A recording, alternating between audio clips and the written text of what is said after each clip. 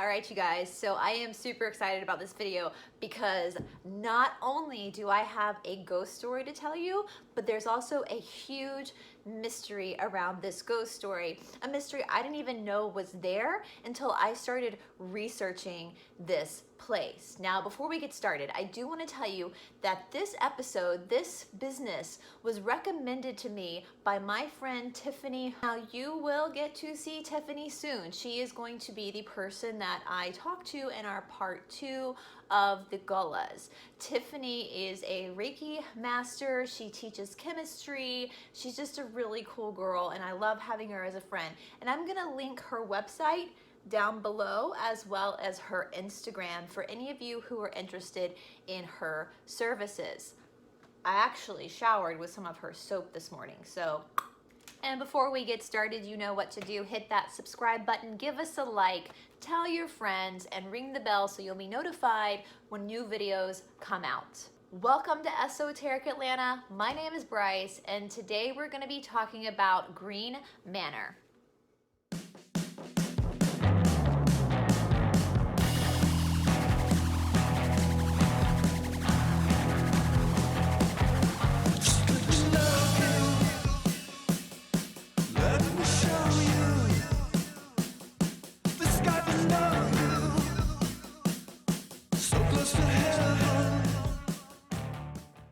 All right, I need to admit something to you guys. With my other job, my actual job, I typically don't wear makeup and I typically pull my hair back. So today when I was getting ready to film and I was putting makeup on, I jabbed my eye with the mascara because I'm an amateur. And so if you see my eye looking a little swollen or runny, it's not allergies. It's definitely not the virus that I can't say on YouTube that's going around. I literally am just an idiot and I nailed myself with the mascara. Green Manor is a restaurant that's down in Union City, Georgia, very close to the outskirts of Atlanta. Green Manor is an old house. This house has very significant history to the area, and it is haunted.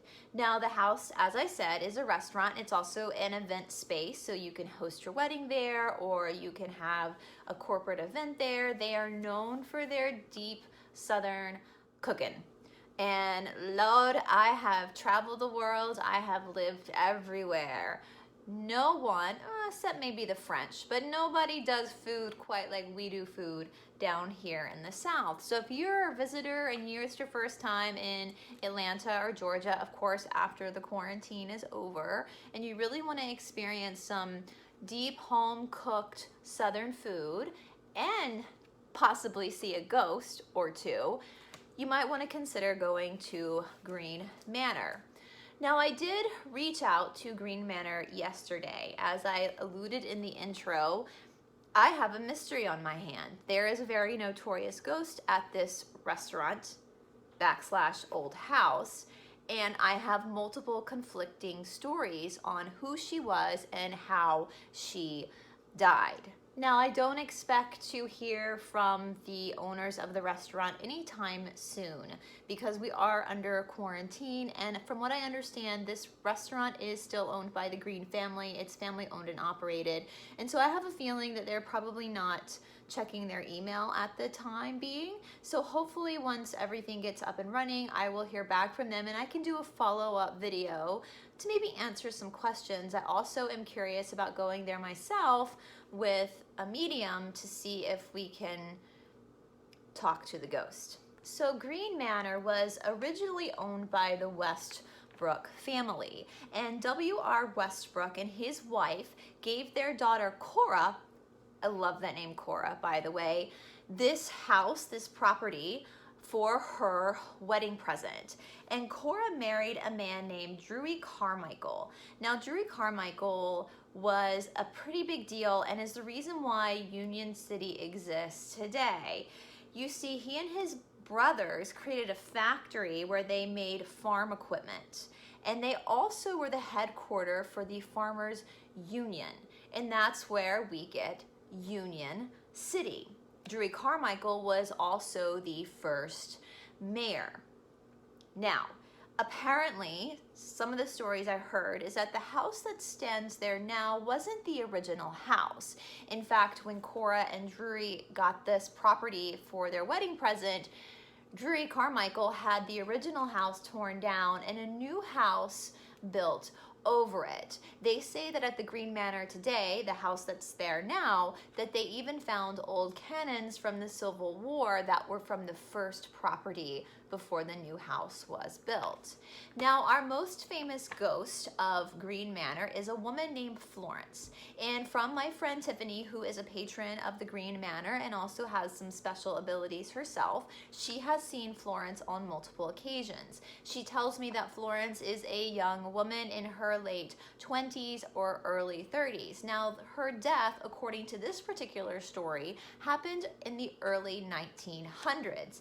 In fact, Union City became an incorporated city in 1908. Now, my friend tells me that Cora has black hair, she wears a white dress, very pretty woman. Now, apparently Florence was Cora's sister, and by the time she was in her mid-20s, as per the times then, she was considered a spinster or an old maid. Now, for my young people watching today, for women who were not married by a certain young, ripe age, they were given this title as spinster. My dad's mother, my paternal grandmother, my only living grandparent, she is from a small town in South Georgia. In fact, she's my only grandparent who is actually from Georgia. And she grew up on a dairy farm, and she told me that she had a lot of aunts who were spinsters, and she did not want to be like them. She wanted to get married, and so she went to college. Funnily enough, back in those days, women didn't typically go to college, but she went to college up in North Georgia because she wanted to meet someone and get married. Even though my grandmother is fiercely independent, she was one of the first females in the Rotary Club, which is usually a club for business owners who are men. She's very, very into women's rights. She still had this thing about not wanting to be a spinster. I'm glad she wasn't a spinster because I wouldn't be here if she had ended up a spinster. So the story states that Florence moved in with Cora and her husband. Now, her sister decided that she was going to give Florence the whole upstairs to be almost like her apartment. And they said that Florence would sit upstairs in the window, and at that point the property was a cotton farm. And so she would watch the men working on the farm. Well, one day they were burning the cotton. Apparently that's something they do from time to time when they're working in a cotton field. And Florence decided that she would bring the guys working the field some buckets of water to drink. Well, as she got down to the field, her dress caught fire and she burned alive. Wow, what a way to go. So that's the first story we have of Florence. Now, of course, this makes sense to me because, as my friend said, she sees Florence as a younger woman, and that a lot of people say that Florence, they see her standing up in the window upstairs, pulling the curtains back and watching as the patrons of the restaurant today come and go. Many people say they see Florence standing on the staircase. They also have seen Florence pacing on the front veranda whenever something happens in the house that she's not totally happy with, like a change of curtains or some decorating, something that's going on. She makes her opinion known. So that was the first story I read, and there's not a whole lot of information online about the history of this place, so I had to dig around a bit, and I found a bunch of blogs written by locals and paranormal investigators. And so I decided I was going to trace back and look at graves.com, try to find their graves and try to look at some family or some town records to verify some dates. And this is where things went a little bit awry for me. I did find that Florence was buried at a local Baptist church, but when I went to look for her grave, at first I couldn't find it. So I typed in her sister. Her sister is Cora Westbrook Carmichael, and I did find her grave. Cora Westbrook Carmichael lived from 1868 to 1950. She lived a nice long life. Now for Cora on this particular website, it will show you who her husband is, who her siblings are, her parents, and that helps a lot. And I've done that with a lot of videos I've done. I've traced back through graves to make sure I'm getting the correct information about the person I'm speaking of.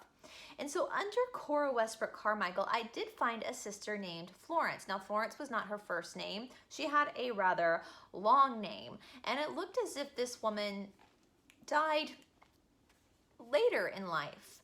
And so I followed up with this particular Florence, as she was known, and found that she was married and she had moved to Texas with her husband and died in Texas. And then her body was brought back to Georgia to be buried alongside her family. So this changes the story completely.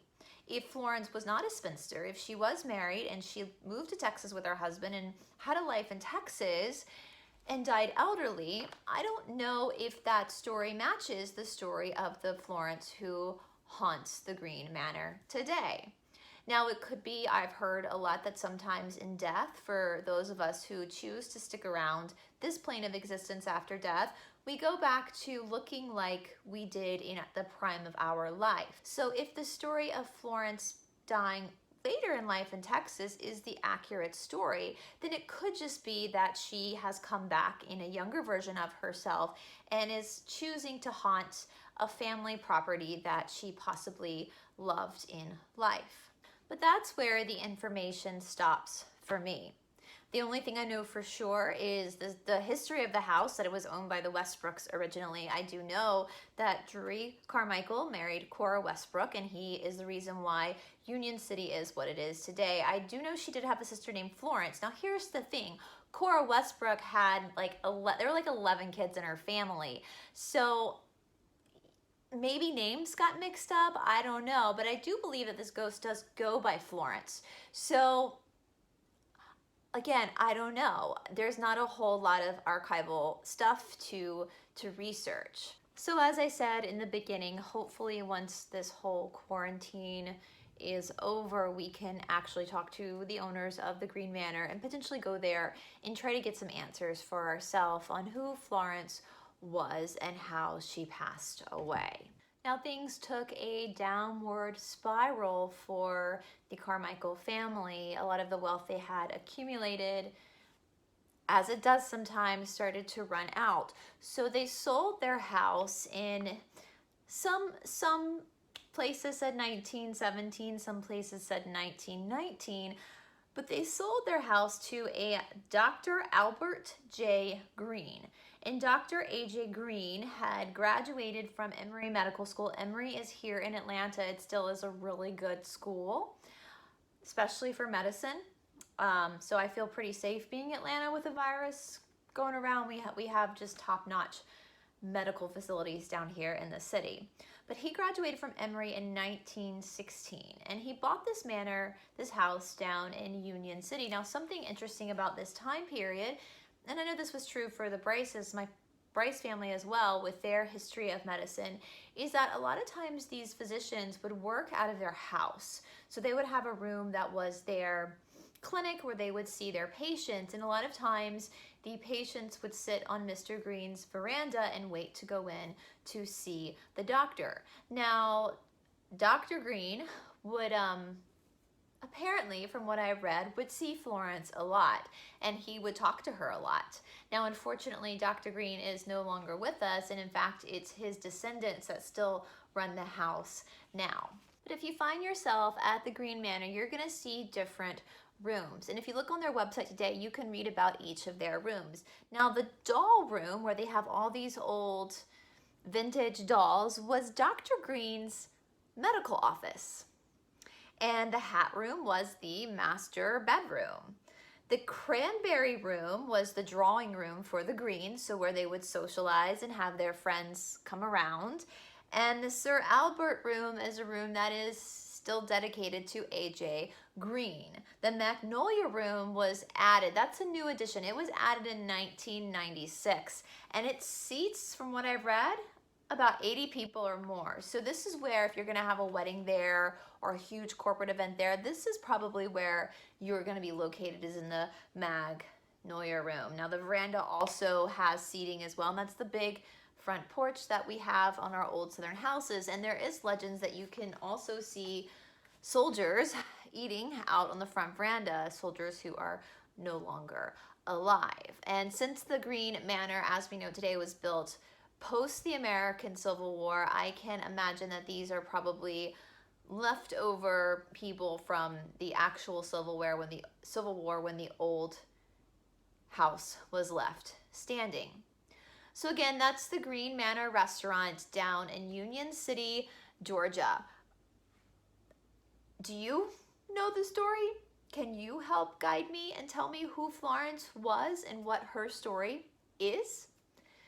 Hopefully, again, I will hear back from the owners of the Green Manor. And as always, once we're able to return back to our normal lives, please, please, please go support this family. It's such a cool story. And that house, that place, has such an important part of Union City's history.